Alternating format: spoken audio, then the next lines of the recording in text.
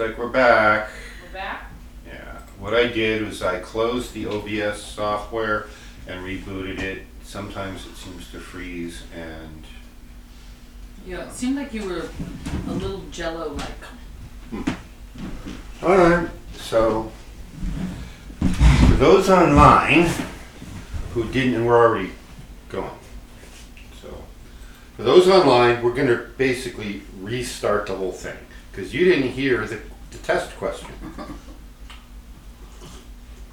So for those of you in the studio audience who now know the answer, you don't get to blurt it out. I know. Do you even know what the question is? No. Okay. So the test question is, how many of you saw the announcement I sent out today about today's discussion that was going on right now, and the little teaser that I put out, well, it's both an email and the Facebook announcement, about what was the first obstacle you faced in terms of mastering the tonal, first obstacle in this incarnation, and then which is also still the biggest obstacle you're facing today. So we'll give our online audience a few moments to reply if they know the answer.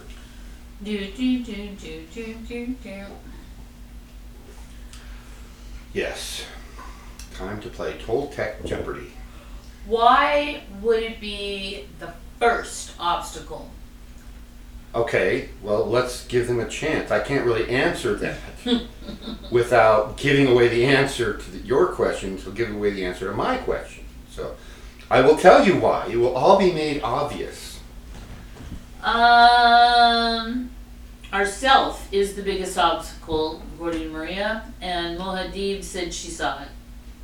She did what? She saw it. Saw what? Your advertisement. Okay, she saw the advertisement. Good.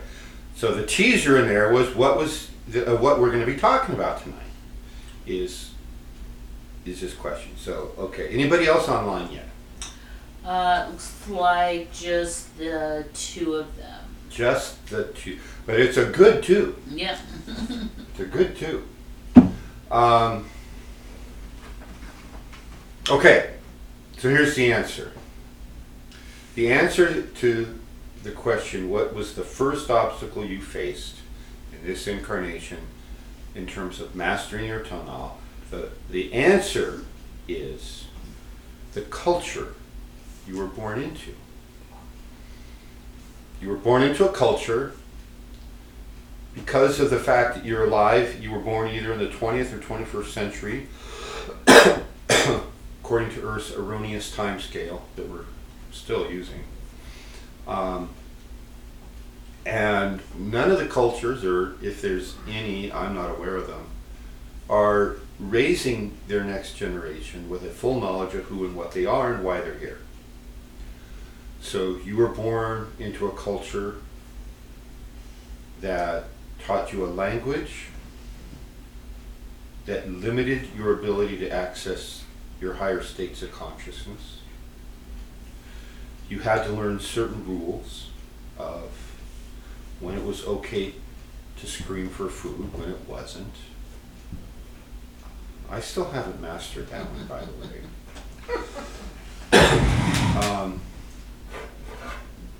What kind of clothes you had to wear, or if you were expected to wear clothes, and if so, at what times. What kind of clothes. How you interacted with the people around you. This is all part of our culture.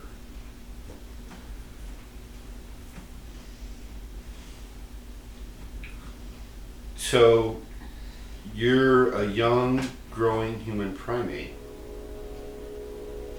that is occupied by an essence, an essential self. We call that unit a Voyager.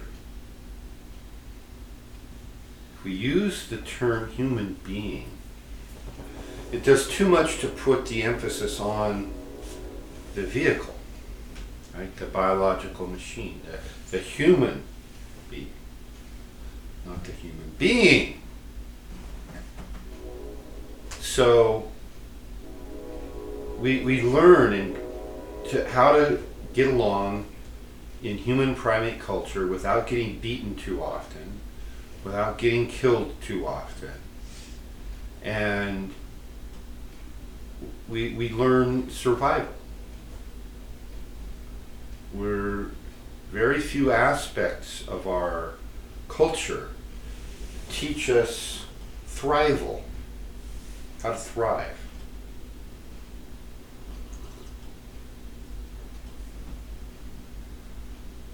So our culture, and it doesn't matter which one, it doesn't matter which continent you're on, which city or state or country you're in, which neighborhood, doesn't matter what family you're in,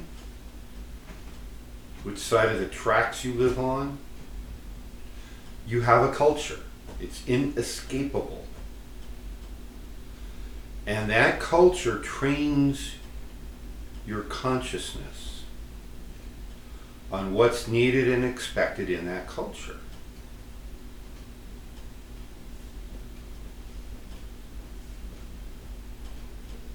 So you learn the 10 or 12 eating utensils on the table. You learn which ones to eat with different foods.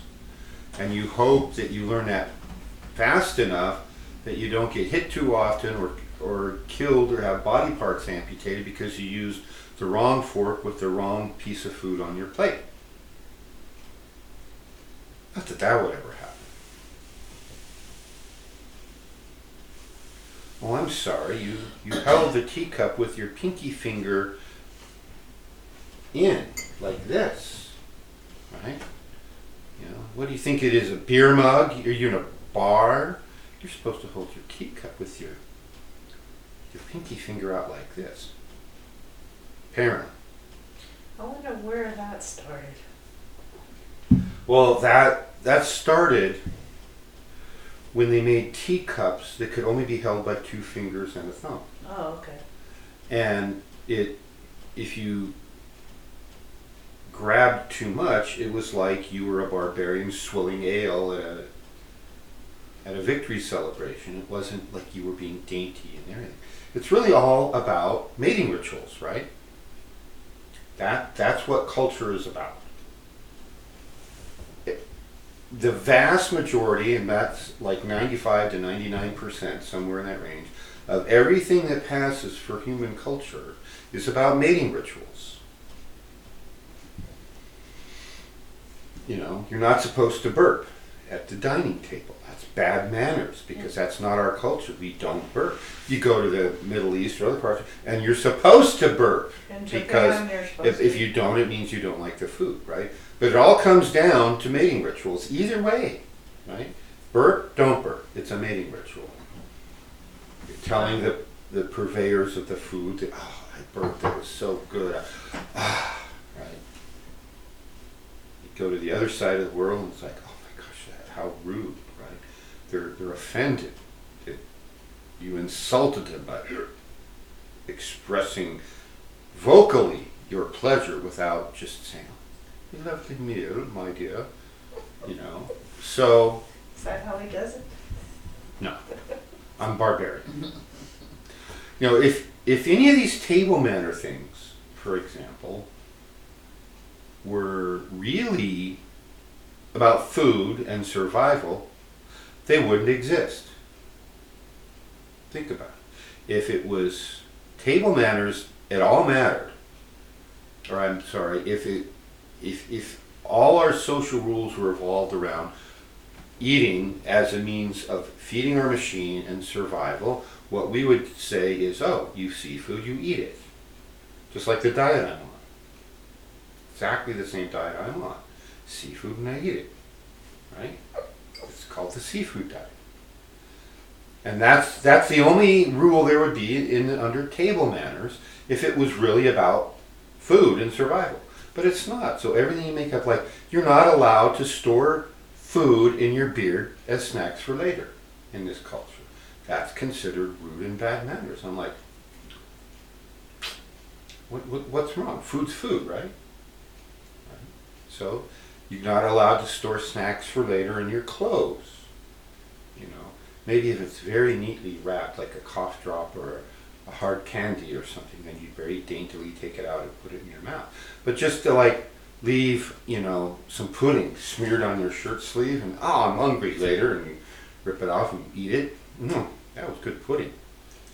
That's considered bad manners. Why? Because it's about the mating rituals.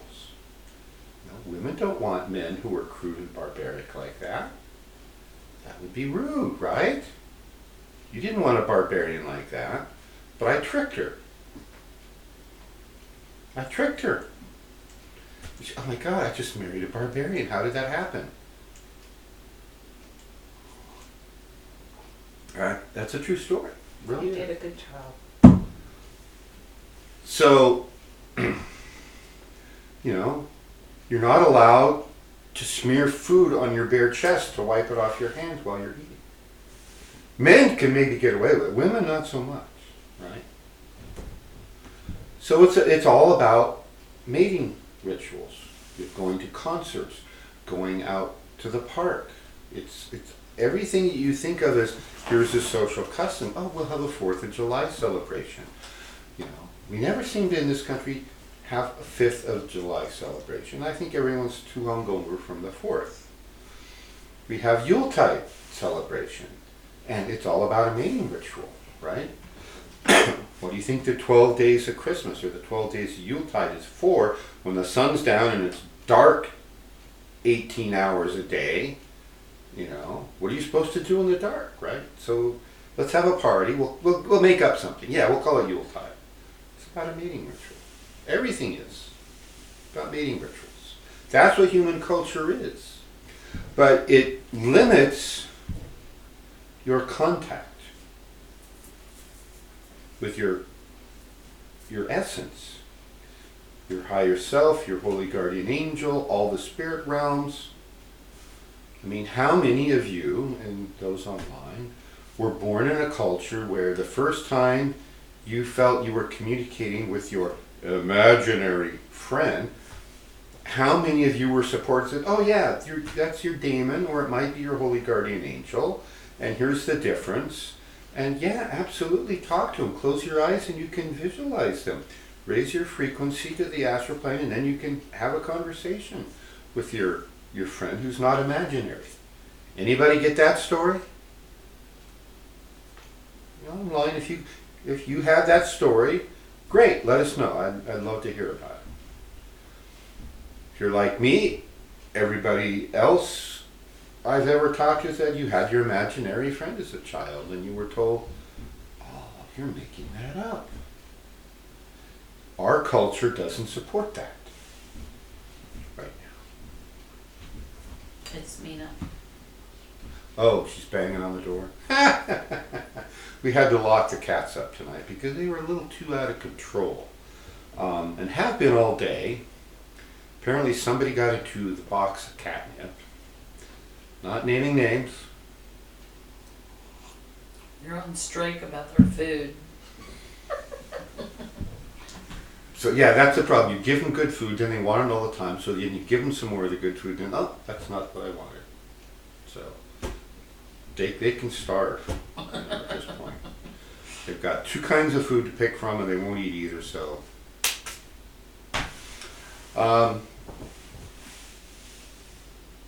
even raising cats, there's cultural differences there, right? The average person is, oh, the poor kitties, let me run to the store right now and buy some more of the different favorite food and the different favorite food because I just have to take care of my little kitty. That's not the way barbarians do it. In barbarian culture, we throw the raw meat on the floor and say, eat it or starve, and we walk away. Right? Because it's about food. It's not about our mating rituals. So, when you think about it, think back to your earliest memories as a child. Okay, for most people it's going to be around age 3. Because of that factor I've talked about before, about the way when we're born, our memories are stored sequentially until we have too many, and then we start storing them by hierarchy. and then the videotape gets written over. So occasionally people will find a fragment from those first 3 years, and I know people, and I total confidence true, they remember practically the process of being born. They have that memory.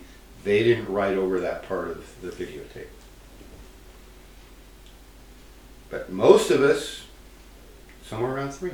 The earliest memories, when I've talked to my parents about it, I remember this happening. When was that? Oh, that was when we lived at such and such a place and you were 3.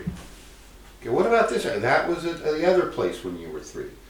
And then just before your 4th birthday, we moved to the other place. And so, yeah, 3 on, I have memories, but before 3, nothing. So you go back to your earliest memories and you start thinking about the culture. Your first culture you met was your family. Then maybe extended family and friends and neighbors. And then at some point you may have been sent to a school, and then there was a whole new culture there. I should have turned around and walked out the first day of kindergarten. I would have been better off. First day of kindergarten, my mom dutifully takes me, and I'm in the morning session. They have a half day in the morning, a half day in the afternoon, and I guess you could pick, and my mom wanted us there in the morning and home in the afternoon. So she drops me off in the morning. I meet this other kid.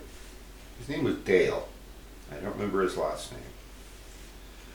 And so we're wandering around it was one of those catch-22s, right? Oh, come on in, just kind of wander around, make friends. And so we go over, and you know how those kindergarten rooms are, the tables are like this high, right? And so on a counter, they have some of those wooden jigsaw puzzles where it's a tray, and there's maybe like 6 or 8 pieces. You take them out, and they each fit in the tray, and there's only like 2 pieces where it's not obvious that are right in the middle, and the rest all have a little thing. Oh, that obviously goes there. It's the only place it fits. And so there's like 6 of these. So Dale and I took them all apart and put them all back together. Okay, that was fun.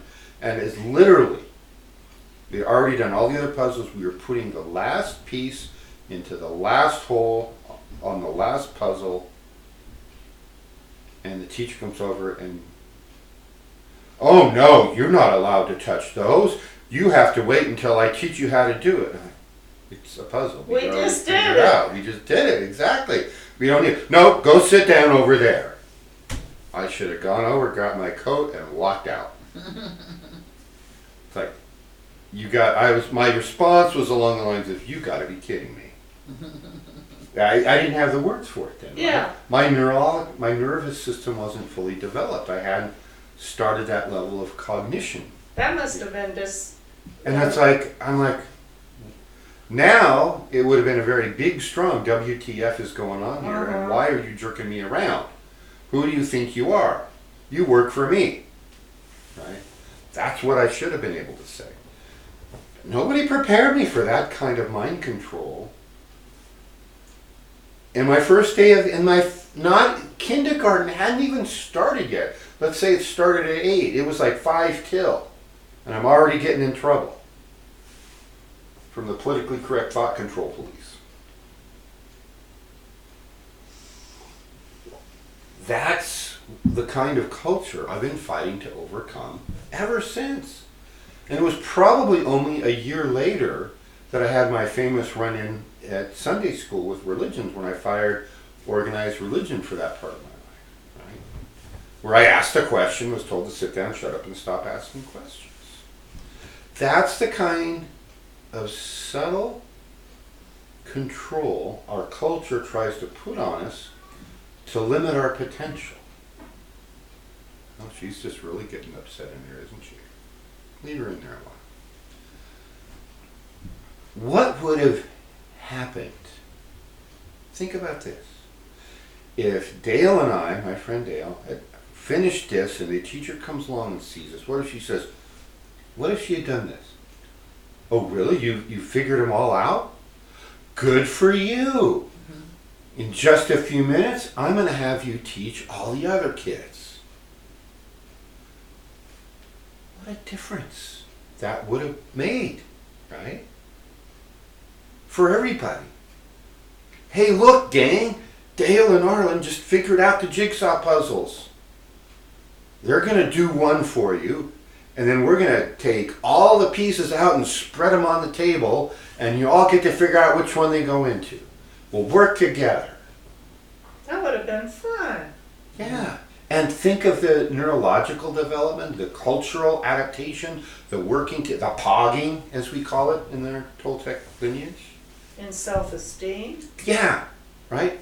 I wouldn't have gone home with, how was your day? It was terrible. What? Your first day kindergarten? Yeah, the mean teacher did this. I'm sure that I had fun in kindergarten by the end of that year. I don't know why it takes a year to teach kids to play with puzzles and finger paint. But that's what we did, was we spent a year learning how to put jigsaw puzzles together and to finger paint. Oh, to take naps and eat graham crackers. Took us a year. But we got it down, man. We nailed it. I liked show and tell. We did show and tell. Yeah, we did show and tell, and I'm sure that we did all the other And usual recess. things. We had to bring our little rug and lay down and take naps, Yeah. and that was fun. I bet they don't do that anymore. I don't know, but I do. I like naps. I had a nap today. It was great. I only got about 15 minutes, but it was great. And something interrupted me. So your culture that you're in, you get your family culture that can limit you because, you know, you don't really have an imaginary friend. You don't really see glowing lights around people and plants and pets and trees. No, you're just making that up.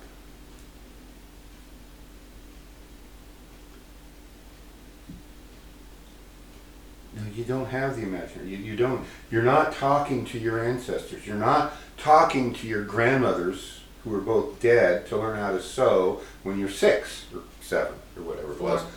What was it? 4. 4. When you're 4. But she did, Oh, cool. right? We need to be aware of this culture thing. That it's the biggest limitation we had first, and it's still the biggest limitation. And it's getting worse, right? The thought control, the politically correct. Oh, you can't say that. That's not politically correct. And it's true. Well, that doesn't matter. We can't say that. Want to bet?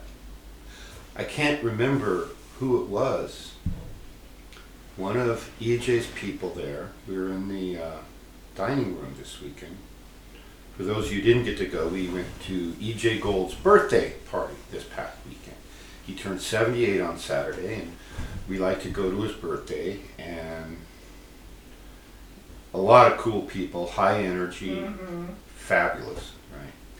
And we were talking about something, it was something really benign. And one of the women working in there says, "Oh, but that's not politically correct. If you say you're not politically correct, if you say it." And she was saying it in good fun, right? My response is, "Well, you just now figured that out about me?" Yeah. You know, because it's like, yeah. I thought your response was hysterical. Oh, you just now figured that out? Yeah. Yeah. Because I don't have time to deal with politically correct. We're trying to save a planet. We're trying to save the entire human race. And you want to monkey around with politically correct garbage, go find somebody else. I don't have time for it. Is there a question? Well, there was comments to things that you've been saying before you move on. Okay, good. Let's do it. Just going back to kind of the support or not from family. Mohadib says, there was no support from my family. That's all devil worship. And then Maria says, there's something sick about being locked up with people your own age for 12 years. Well, if you want to understand how sick it can devolve into, is go reread it, hoping you've already read it, but if not, read it the first time or reread The Lord of the Flies, or Lord of the Flies. I don't think it starts with the word the. The setup is there's a plane load. This is somewhere in the post, I think, World War II time frame about there, and a plane load of pre-teenage schoolboys crash lands on an island somewhere. And the only adults on the plane are basically the flight crew, the pilot, the co-pilot, and maybe one other person. And they're all killed in the crash. And so this group of, I don't know, some 40 or 50, I don't remember the actual number, they probably said, of boys is left on the island to fend for themselves. And the culture, rather than working together, they do the classic Abraham Maslow hierarchy of needs, and under stress we all devolve into the lowest common denominator, right? So they devolve into little more than a caveman-like culture. And that's the setup, and as you're going through this, you don't know if these kids will ever get rescued or not. So that's the problem. That's what society can devolve into quickly if you're not consciously aware of what's going on. If you accept the premise of the appearance in this hologram and you don't rise above that, that's what can happen. Yeah. And then Mohadib says, kindergarten isn't like that anymore. Now they give a ton of homework and force them to learn to read before they are ready to. Yeah. Serenity really struggled through kindergarten. Yeah. And they both have read Lord of the Flies. Yeah, good. The, I don't know how it's going to work out, Wadi, but I don't recommend sending anybody to public school at this point in time. I would homeschool. I would maybe consider private school, but mostly not. And I guess that's another story for another day, but how bad has your culture devolved when the best and safest way to raise your children is to not use an educational system that at one time, this state in California had the #1 rated education system in the U.S. It was a model for the whole world. Mm-hmm. And California was really high. Well, no, I mean, I'm talking about California. Yeah. California, out of the 50 states, was ranked #1 by any parameter you wanted. When was that? That was like in the 50s and early 60s. For a long time, actually. Yeah. Now, I just saw the data from either 2018 or I think it was 2018. I don't think all the results are in from 2019. Because we still got, what time is it? How many more hours of this year left? The data are in from the most recent year they had data for, which I think was last year. And you know where California ranks? Out of 50 states? 50? 50. Dead What last. happened from first to 50? Sacramento politicians, and without getting too far into, without going down the political party thing, because it's not about political parties, there's a few states in the country that were selected back a ways, quite a ways, as test cases to see about how we can do things. So the state of Michigan is the big test case for totalitarianism, and has been for a while. California is the test case to see how far we can push a culture towards the communist end of control, Marxism, before people push back, right? And California was selected because as the most populous state in the country. It has the most electoral college votes. It has the biggest voting bloc in Congress, in the House of Representatives. So that's why it was selected. I think Michigan is kind of geographically, it's center, but it's north.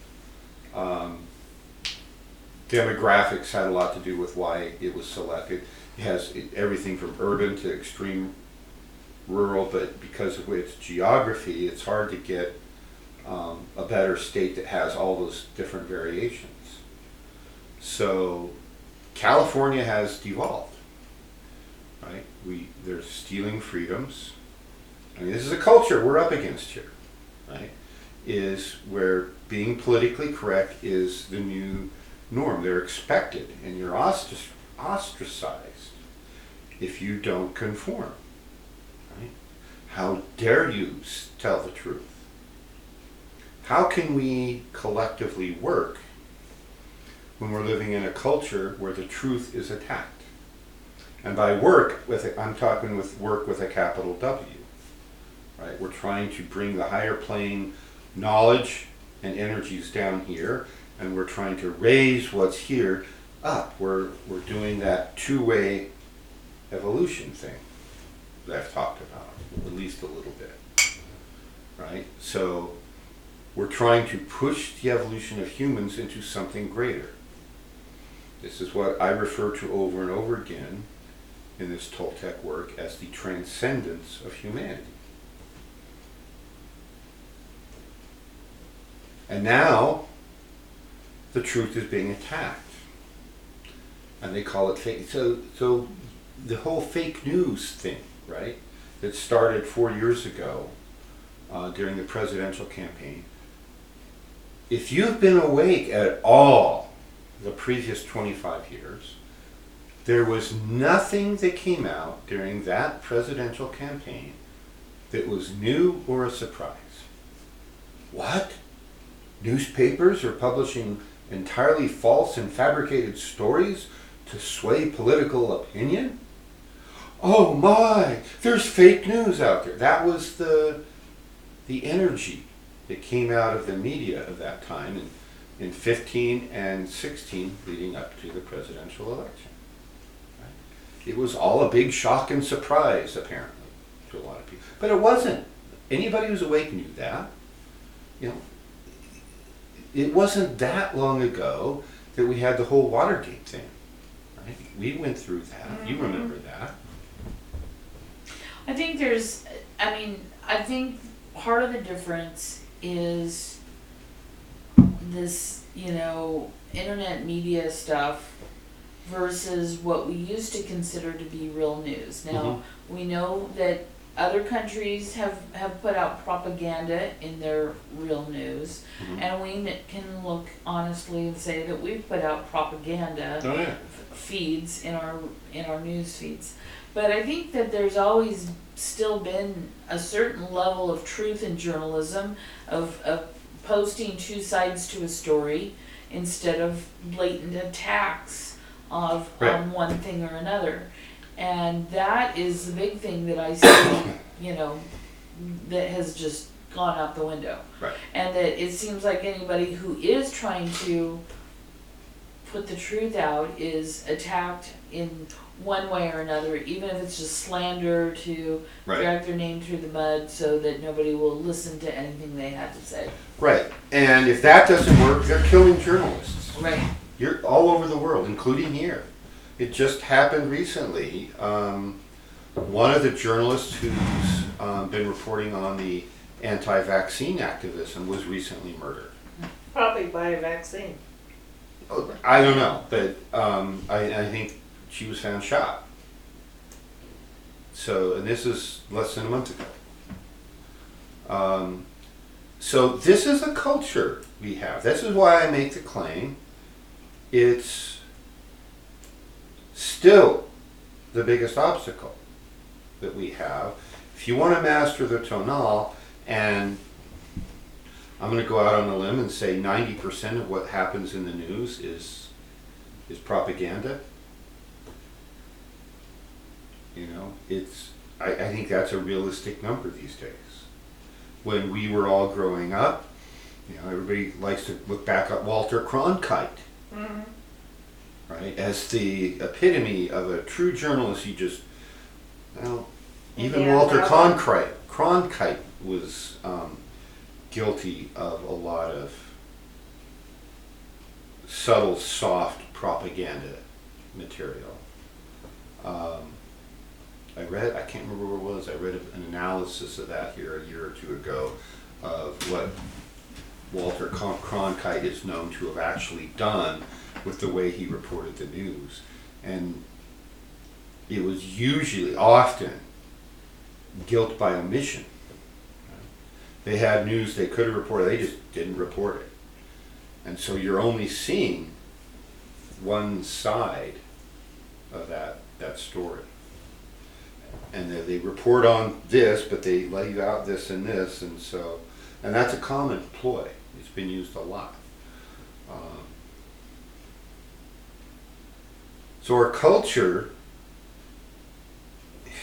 this is crazy, but our culture is the biggest obstacle we have to overcome if we want to do our true will. You have to learn to navigate this culture. And I mean, it's hard enough to come into a body in an incarnation on a planet that's designed to be a challenge. Because that's how we push the neural development, that's how we push the process of alchemy to create the higher links to our higher bodies. We're trying to bring a 19-dimensional being, our essence, into a body that right now is designed to function on only 4 dimensions. And that would be like having a 19-pin connector, like the ones that kind of go in your computer. There's 19 things, and on the other side you're trying to plug it into a 4-pin socket.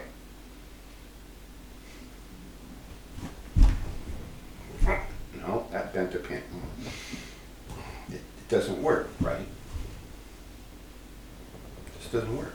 And then, what are the signals? Those 19 pins, those signals coming down from higher dimensions have some really sophisticated data transfer protocols, right? That we need a more sophisticated processor on this side, on the 4-pin side, to receive and process. So that problem, that multidimensional physics problem that we're all engaged in, is hard enough without watching the dark side try to subvert our culture to stop that development, and then try to make it against the rules to do anything to stop them. And that's what's happened. That's where we're at. Everyone has heard me rail, I'm sure, about the U.S. Constitution, and in particular the Bill of Rights. Is everyone following what's happening in Virginia right now? The church. That was sure. Texas. Oh, We'll get to that's- that maybe in a minute. But in Virginia, they are attempting to pass a law and then enforce a law to make it illegal to own firearms of any kind for anybody. You either turn them all in, or we're going to come and take them by force. Anybody remember the Second Amendment in our Bill of Rights? Yeah, I was gonna say. Congress shall make no law, right? Remember those terms in the Bill of Rights? The rights of the people to keep and bear arms shall not be infringed. The Second Amendment does not grant us rights. Think about this. This is crucial. The Second Amendment prohibits the government from interfering with rights we already have. Those are our rights. They're not their rights. They're our rights. And so that is coming down in Virginia, because then many sheriffs, county sheriffs, are going to be part of what saves this country. And many, many county sheriffs have simply said, we're not enforcing that law because it's unconstitutional, and the county boards have now passed laws saying we are a Second Amendment sanctuary. The whole country is supposed to be a Second Amendment sanctuary. And so the government in Virginia, the governor, who is an evil entity, has stated he started moving money into the prison system budget in anticipation of incarcerating gun owners. That's ridiculous. There's just been pictures posted today of UN troop transport carriers being trucked into Virginia. Why don't they just get rid of the automatic weapons? No. You can't do that. Shall not be infringed. The intent of the Second Amendment, and we know this was the intent of the Second Amendment, is because the framers of the Constitution who wrote it said the intent is for people to have every bit of firepower that the government does.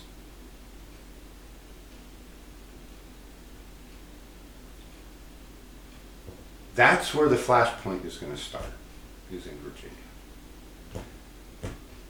And that's my prediction. Unless the governor comes to a consensus and backs down and realizes 3/4 of the state is going to shoot back, it's going to happen in Virginia. The next place it might happen is Colorado, because Colorado is just passing more anti-gun laws. Colorado, for crying out loud. One of the Wild West states. Why is this so important? We have the Constitution, we have the Bill of Rights that says here's all your rights, and all the trail of legislation that says because it says this, you have a right to privacy, you have a right to this, you have a right to that. And it all hinges on the ability of the people to defend themselves against the government. And that is the Second Amendment, and that's why that's becoming the hot issue of 2020. They are going to try to take down this country through that. And as important as that is, and I would say the Second Amendment, the amendments were written in what appeared to be the highest priority at the time. First Amendment was freedom of speech, freedom of the press, freedom of religion, and to peaceably assemble. Second Amendment, freedom, the right to keep and bear arms shall not be infringed. And it goes on through things like no search without a warrant, things like that. And after those first two, though, my opinion, just mine, is that the most important amendment is the 10th. Anybody remember the 10th? Any law or any whatever not granted by the Constitution to the federal government, nor prohibited to the states by the Constitution, belongs to the states and the people. And by that definition, at least 75% of what the federal government is doing today is unconstitutional. All those alphabet soup agencies out there have no legal authority under constitutional. Like FDA and all Like that. the FDA, the EPA. EPA, the Environmental Protection Agency, all that stuff, right? The FCC, it's another big evil one. All of those have no authority under constitutional law, Yet they exist. and yet they exist. So if any of you remember earlier this year, a couple months ago, when I put out what are the 10 things I would fix if I were president and could write the executive orders, one of them was eliminate every federal agency that wasn't in compliance with the 10th Amendment. We are entitled to have a military. Constitution says the federal government has a military to protect us from outside agencies. And the Second Amendment allows us to protect ourselves from a tyrannical government. Right? So this is big. This weekend, E.J. Gold, who I encourage you all to go watch this, it's online, you can go to his archives, he talked about the stabbings at the synagogues back east somewhere. 5 consecutive days they were killing Jewish rabbis. And he acknowledged that this is probably being choreographed to create race wars and religious wars. And EJ said he used to recommend people don't deal with firearms. You know, no, we don't need them. We live in a free society. It's okay. Now he acknowledged he can't say that anymore. And this Texas incident, where somebody went into a big mega church in Texas and decided they're going to shoot people. Texas, really? It didn't go well. The shooter pulled out a gun and killed a person. Well, I guess another one died later, but one was at the time. And 5 different people in the congregation pulled out guns and blew them away. Mm-hmm. That's how they deal with stuff like that in Texas.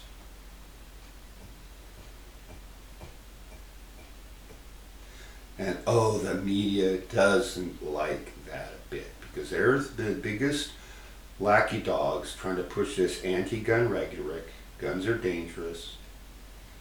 Look at all the school shootings, look at all the church shootings. Oh wait, no, don't look at that one. Don't look at that one in Texas. It shows armed Texans defending themselves.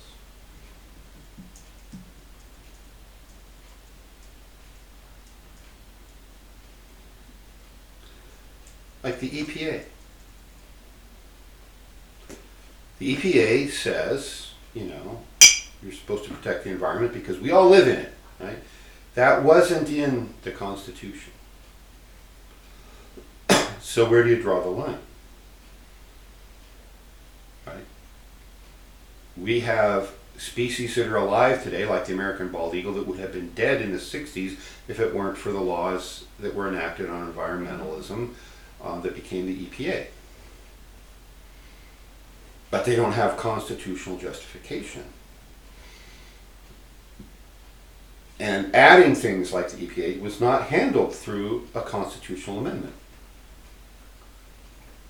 So on the one hand, it's illegal. On the other hand, it's done some good things.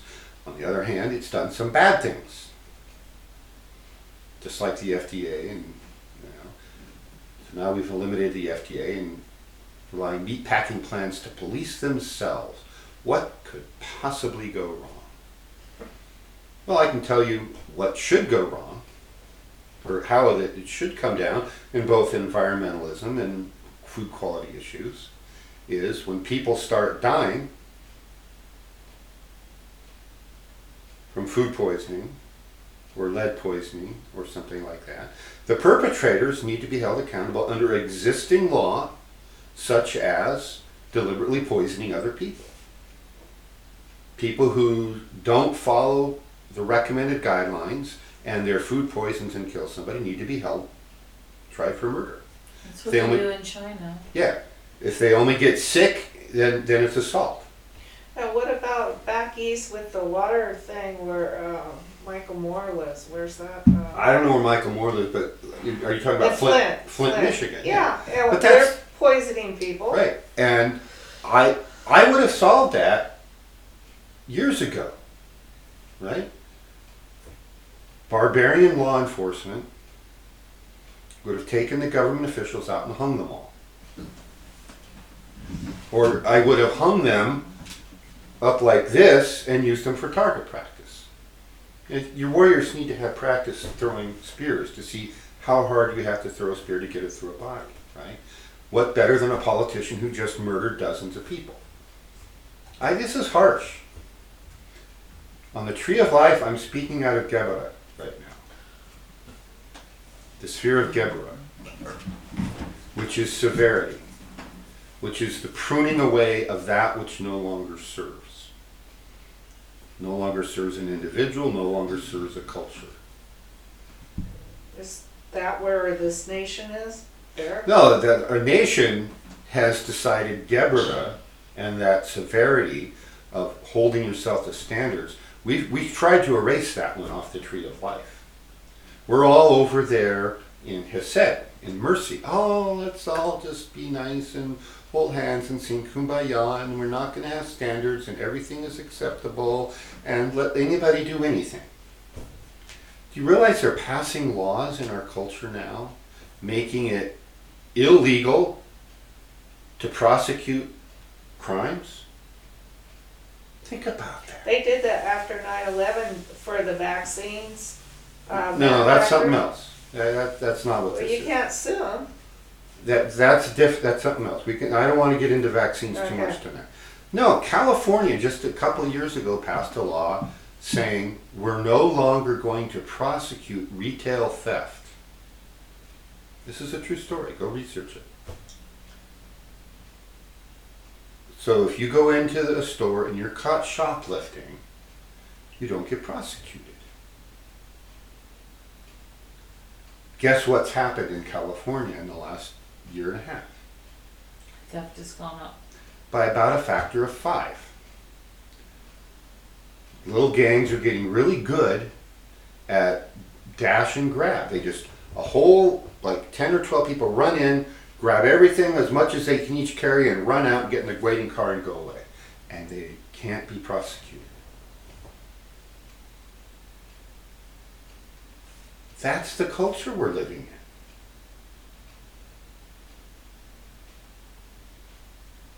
in. We are allowing this by not speaking out. So I'm speaking out. Anybody who watches this, you need to hold your lawmakers to standards. Now, the vaccine thing is another story for another day. There's the whole Patriot Act. Basically it's a law passed to give the government the right to bypass the Constitution. Except you can't make a law to bypass the Constitution unless you change the Constitution, which wasn't done. The reason it wasn't done, because they knew if they tried to change the Constitution, oh, we're going to take away all your rights in the Bill of Rights. What the heck you are? So they needed something. This is why 9/11 was choreographed. That was an inside job by the U.S. government. And yeah, they had agents, but it's the oligarchy behind the bigger governments that wanted that. Everywhere else, Hong Kong is rioting and people being killed over there now for trying to have the same freedoms we have, and over here, we're cheering communism. Anybody remember Tiananmen Square? Mainland China? That's the same government that's now repressing the protesters in Hong Kong.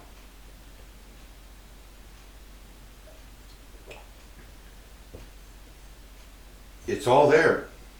If you do the research and look at, the organizations that are out there, all funded by George Soros, all trying to bring this country freedoms down.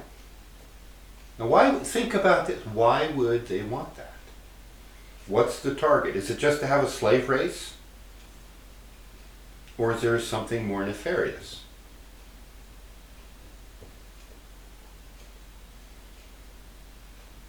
When you're doing this work, this higher spiritual work,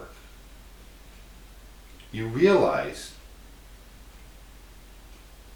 that all of these things, the attack on the freedoms, the forced vaccinations, which shuts down higher neural centers, all of those kind of things are designed primarily not for profit, which is certainly true, but that's not the biggest goal. The biggest goal is to prevent you from going direct.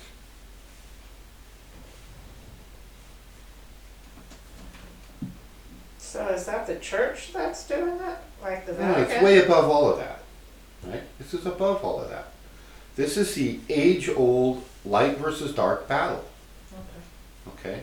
Churches are frontmen, governments are frontmen, big corporations are frontmen, or women, you know, the front people. That's a layer. That's one of the social masks of society and our culture. That from the day one of kindergarten, we're being trained, don't question authority. Don't question the authority.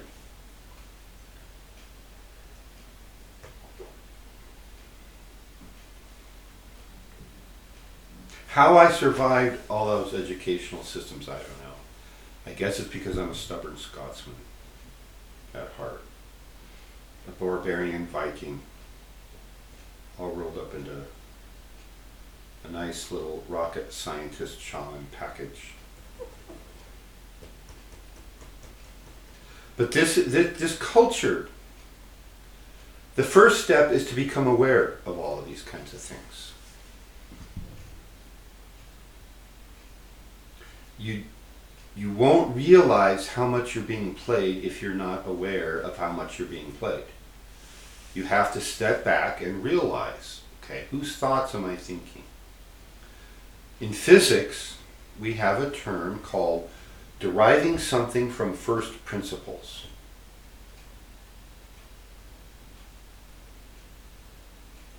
And there's a few core axioms in math and science, you know, like the number scale and, you know, okay, 0 and 1 and numbers and geometry, and then you can start to derive all the natural physical laws and figure out how to make a wheel and figure out how to make an airplane and figure out how to make a computer or a camera and, you know, all of those things, right?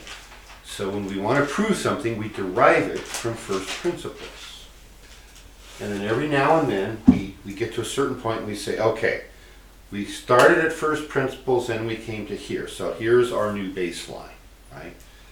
And so this can be reviewed, but here we are at Newton's laws, okay? So then we come up and we derive, okay, here's modern physics. And now we have all of this, and that's what we got. So when we analyze culture,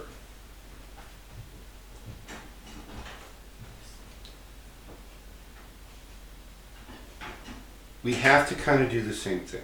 We have to go back to first principles and say, what is a human being? Oh, it's emerging of a physical human primate with an eternal essence. Why? And then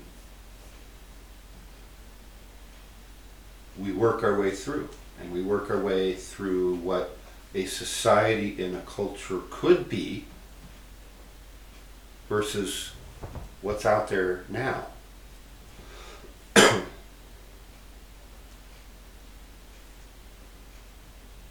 And then when you've done all this analysis and you've looked at it honestly and fairly with what I describe as brutal self-honesty, you realize that the culture and the government and the corporations, which I call the corpament, a cross between corporations and government, that the corpament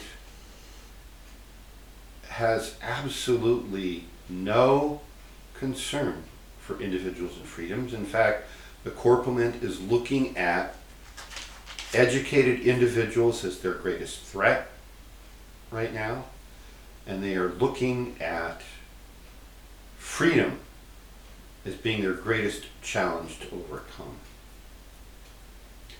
And so they're trying to build a world based on falsehoods.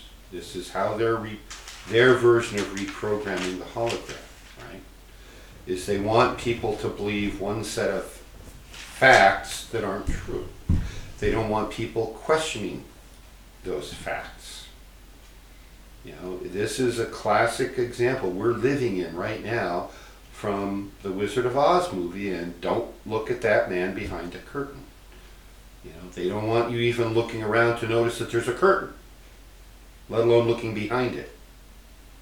This is exactly why, you probably didn't see it because I don't remember if I put it in the email. The picture on the Facebook announcements today was the looking behind the veil, or that old picture that's out there. Looking behind the veil.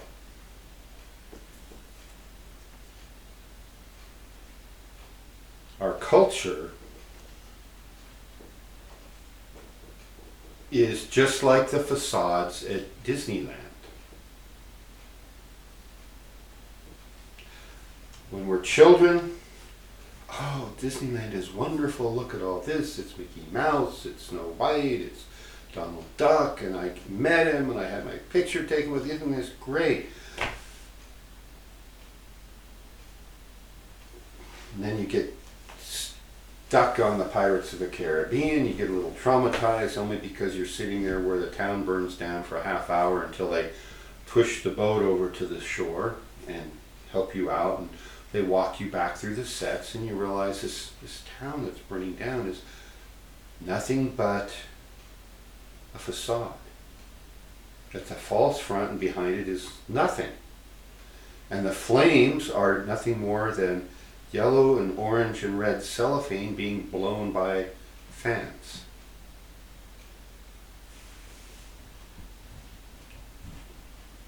And then later on, when I moved back to Southern California, I was driving through, and I didn't even realize I was on the street that Disneyland was on. And I'm driving by, you see all the facades, and you go around the corner, and it's just another false front, right? Completely fake. It's not real.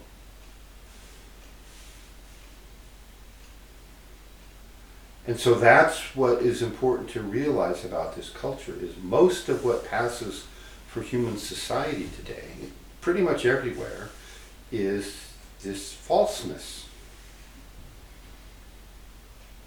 This completely fake, artificial appearance of reality. Just like the movie Wag the Dog. Right? All these wars we're engaging in are started through false pretenses, and with the evidence of things like the movie Wag the Dog, which is about making a movie about a war that isn't happening, and then they sell it on mainstream media as if this war had started to justify, I don't even remember what now. It's been many years since I watched Wag the Dog. And anyway, that's what's happening. I've never been to the Middle East. I don't know who's doing what to whom, really. Because all the countries, Syria and Jordan, all these, and the different factions, and we run out of real enemies, so let's create new ones, right? Everybody just automatically, we got bin Laden, oh now, what are we going to do? We need this perpetual war.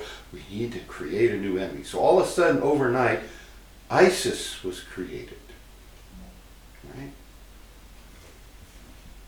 We see pictures online until somebody else releases the pictures of that whole beheading murder scenes being staged on a sound stage. Now, some of them are real. Some people get killed in the Middle East. Some people get tortured by terrorists. I'm not saying that the whole thing is, that nobody's dying there, because it's clear people are. But why? Over what? Do we really know? We have a trash island out in the middle of the Pacific Ocean that's bigger, it's at least as big as half the size of the U.S. And so to combat this kind of environmental damage, the city of San Francisco and a number of other places that follow suit outlawed plastic straws. Plastic straws are the great evil. Except when you go out to that trash island in the Pacific, and this has been done, 90 to 95% of that trash is coming from 2 or 3 countries in Asia, mainland China being the biggest culprit. Trash from the US is like 1% of the total out there. And of that 1% from the US, less than 1% is plastic straws. That made all the environmentalists and California politicians feel like they were doing something.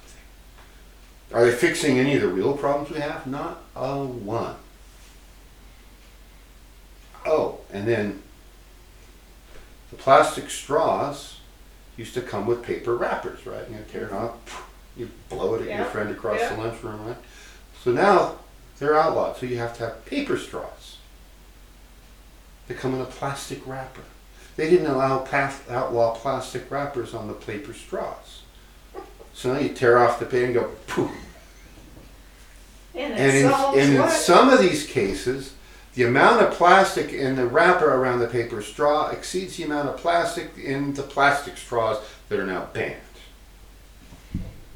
Oh, but I was in San Francisco earlier this year, spent a couple days there on business, and the restaurant's very clever how they got around some of this. They don't give you plastic straws, but they put a swizzle stick in every drink. If you want a straw, you have to ask for it, and they have to give it to you. Otherwise, you get a slightly shorter piece of plastic that's a swizzle stick that you can drink out of. Oh no, that's a swizzle stick. No, we don't have straws. I'll tell you. This is the culture we're in. Where up is down, left is right, wrong is now right. What has been right forever is now wrong.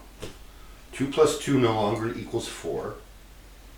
And if your kid writes that answer down on his math assignment, he's punished for not doing Common Core new math, which says, well, if 2 is 2 and 4, and they go through these steps, they don't want you to get the right answer. They want you to blindly do whatever you're told, whether it makes sense or not. They don't want critical thought out there. This is why I'm telling you that culture is your biggest obstacle. It was your first obstacle, and it's still your biggest obstacle.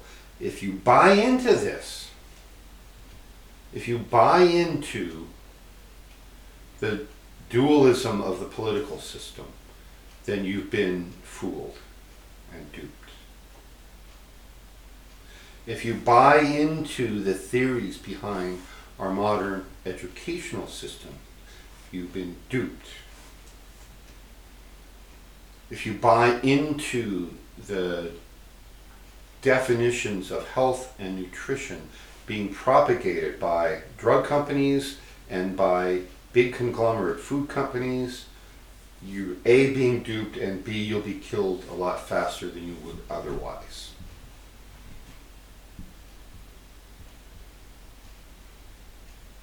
You can only package poison so many ways before it kills you, right?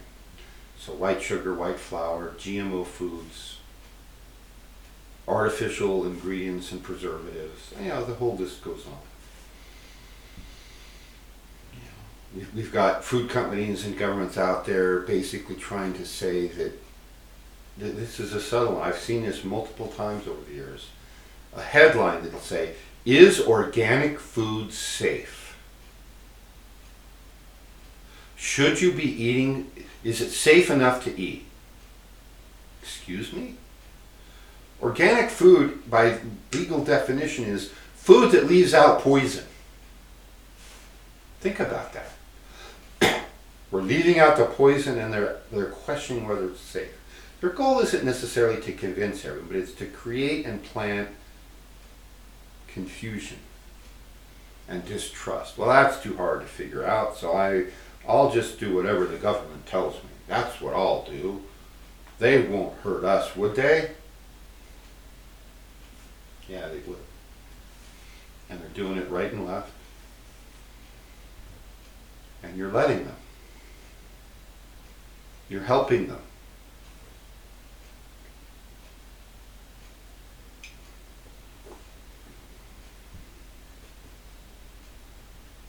I've had friends, not just on Facebook, but physical friends, who think every bit of the news and information about Roundup, glyphosate is the chemical name of the pesticide and herbicide called Roundup. And I've had people say, oh, that's perfectly safe, I spray it on this, I spray it on that.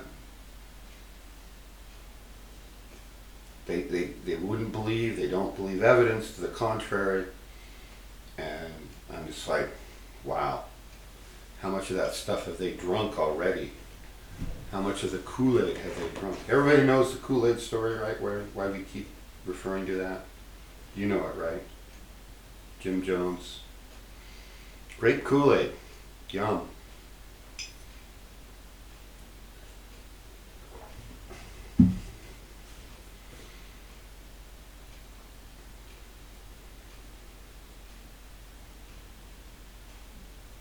So what could culture be like instead? The Toltec model is the one I'm proposing that we reestablish, which is everybody in the culture acknowledges that the whole purpose of the human race is the spiritual transcendence of the human race. We're here to move humanity forward, to bring down the full capabilities of the divine realms into the physical world. If you watched any of my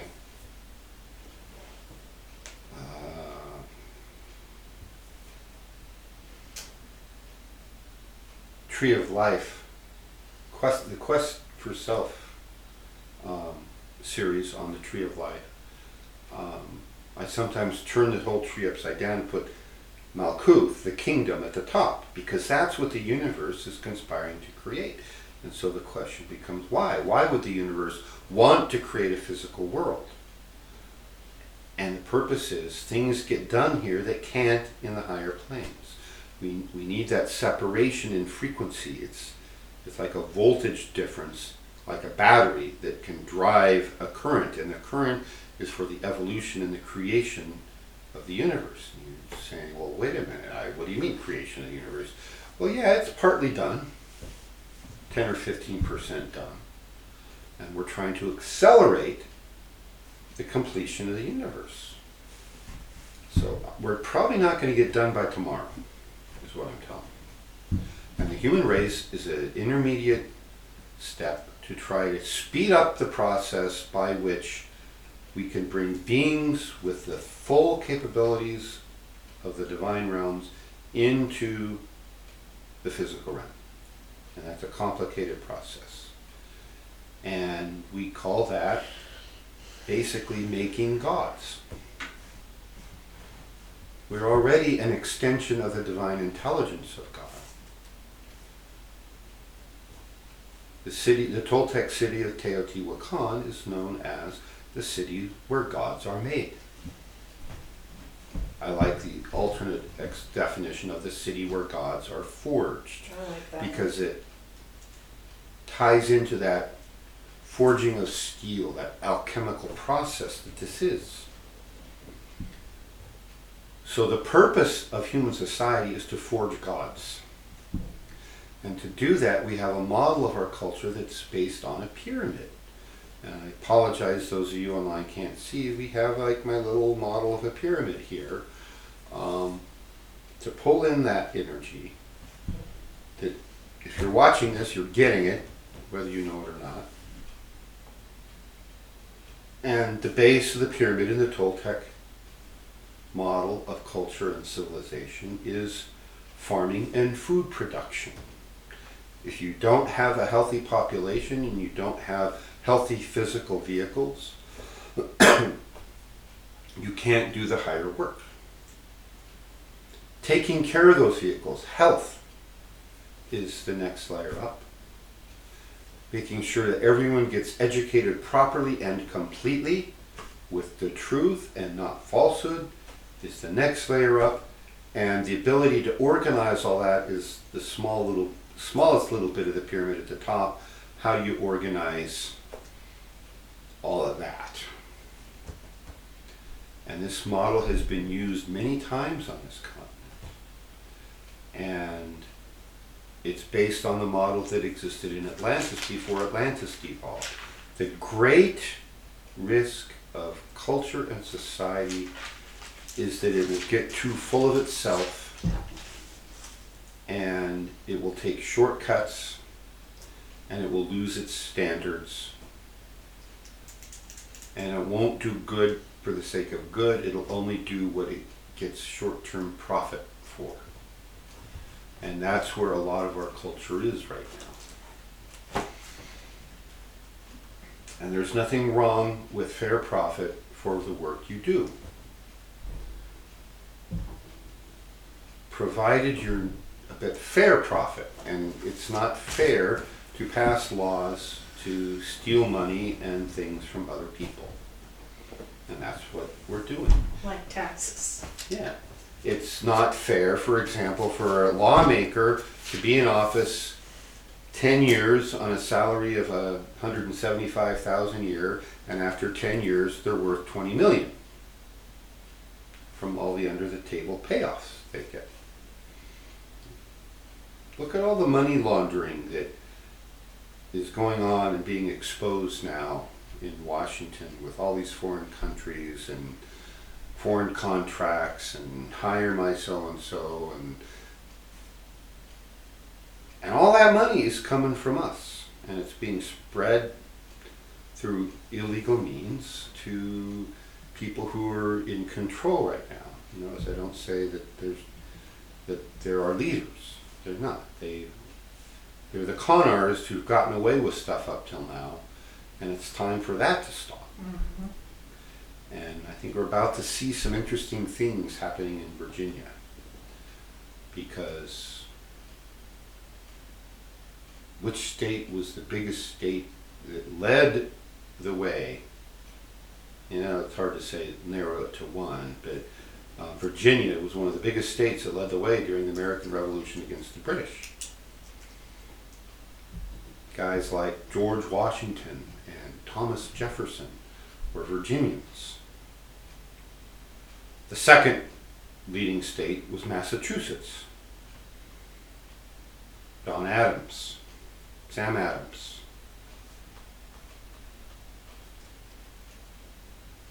Etc. Probably the third state was Pennsylvania. Some dude named Ben Franklin.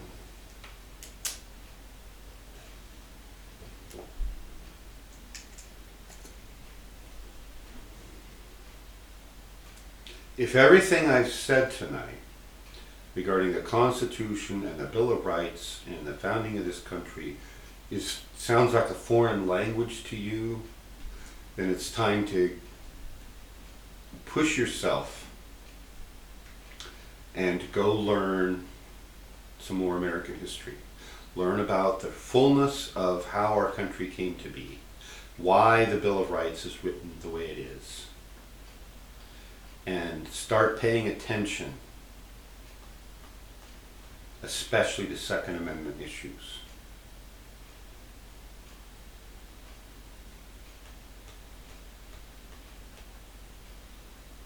Shall not be infringed. Can you do me a favor and sit down there and look at the chat feed? Do you know how to do that? See if I can figure it out. See if there's any more questions.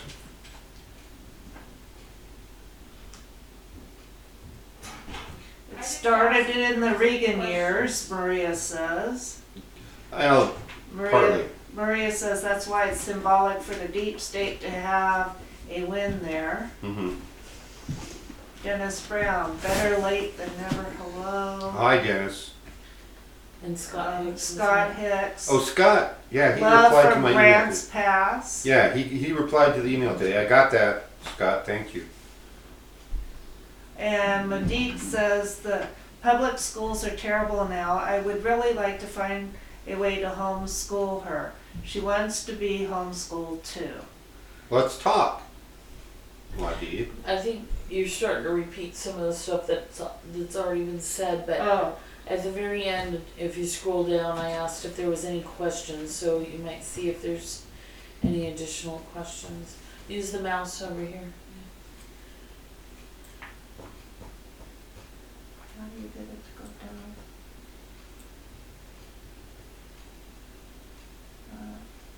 I can't get that thing to You go want me to down. get back on? Yeah, could you please? I just want to. I Sorry. don't want to miss any. Yeah, a few logistical things going on here that you guys can't see, and that's a good thing. But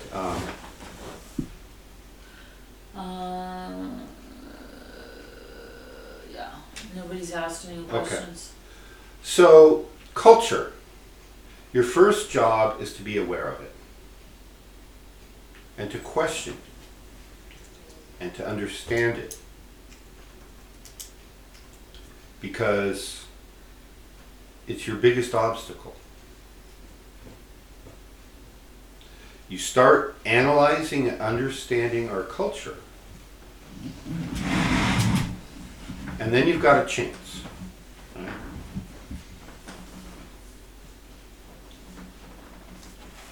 It's like those video games where you got to hop from the.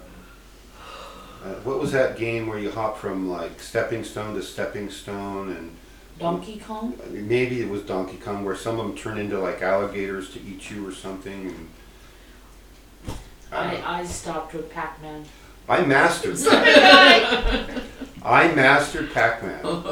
When I was in college, there was a bar a bunch of us went to, and they had a Pac-Man machine in there. And I got up, when I left, I had the highest score on that Pac-Man machine.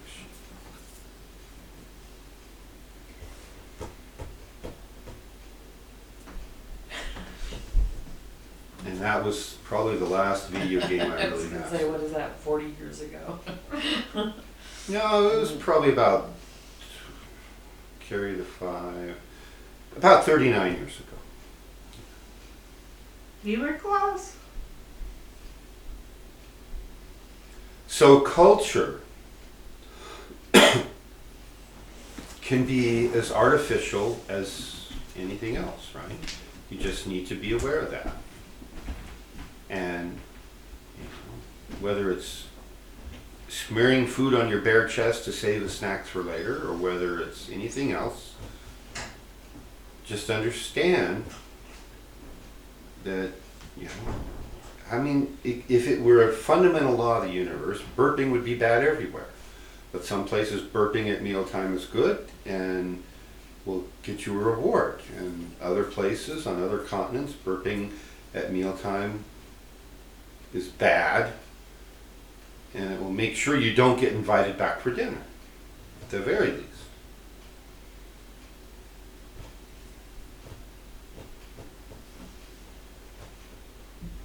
So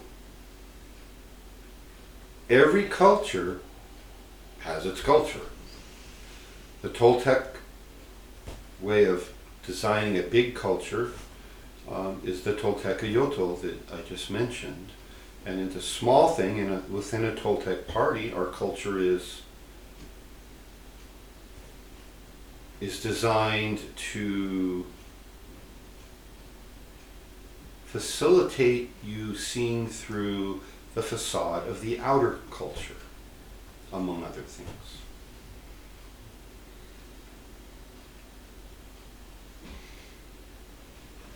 And in all of this, the great work, whether it's via the Toltecs or anywhere else, you won't make progress by not engaging.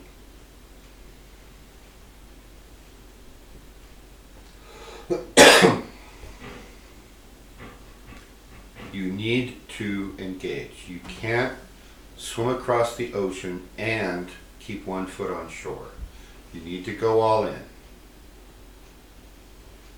If you can't go all in,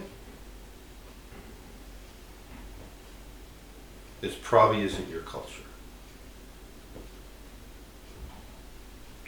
If you are caught up in the two-party political system, if you really believe that modern music with its 3-chord songs is good music,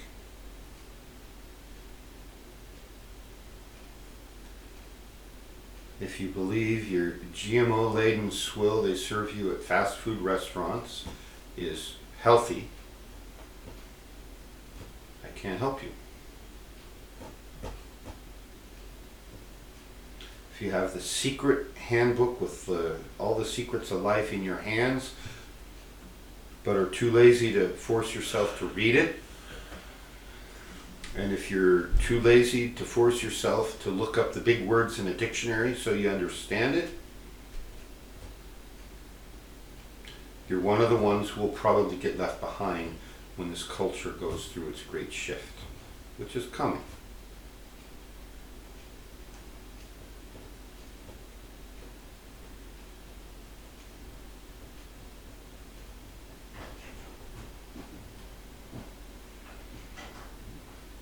So, if there's no more questions, I think we'll stop there.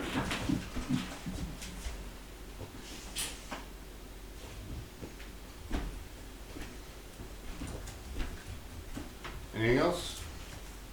All right, thanks for being here. Do good, avoid evil, and we'll see you next week. Thank you for watching. Thank you, Golden Eagle. Thank you.